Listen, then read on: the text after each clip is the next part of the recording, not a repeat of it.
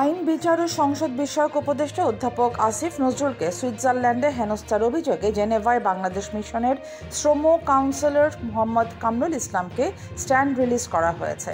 দ্রুততম সময়ের মধ্যে তাকে ঢাকায় ফিরতে বলা হয়েছে। জেনেভায় আন্তর্জাতিক শ্রম সংস্থার গভর্নিং বডি এবং সংস্থাটির জ্যেষ্ঠ কর্মকর্তাদের সঙ্গে বৈঠক শেষে দেশে ফেরার জন্য গত 7 নভেম্বর জেনেভা বিমানবন্দরে যাচ্ছিলেন আইন উপদেষ্টা আসিফ নজরুল। তখন তিনি দূতাবাসের প্রোটোকলে ছিলেন। গাড়ি থেকে নামার পর হঠাৎ একদল লোক এসে তাকে ঘিরে ধরে নানা ধরনের প্রশ্ন করতে থাকেন।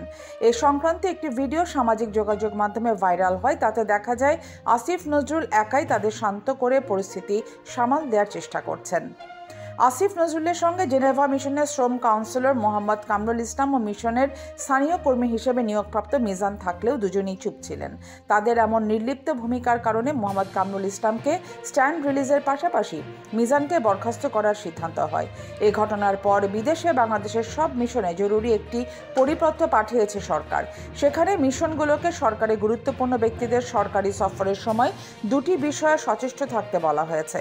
সরকারি গুরুত্বপূর্ণ ব্যক্তিদের বিদেশ সফরের নিরাপত্তা নিশ্চিত ও যথাযথ প্রোটোকল দেয়া এবং সফরের সময় যে কোনো অনভিপ্রেত ঘটনা এড়াতে আরও সচেষ্ট থাকা।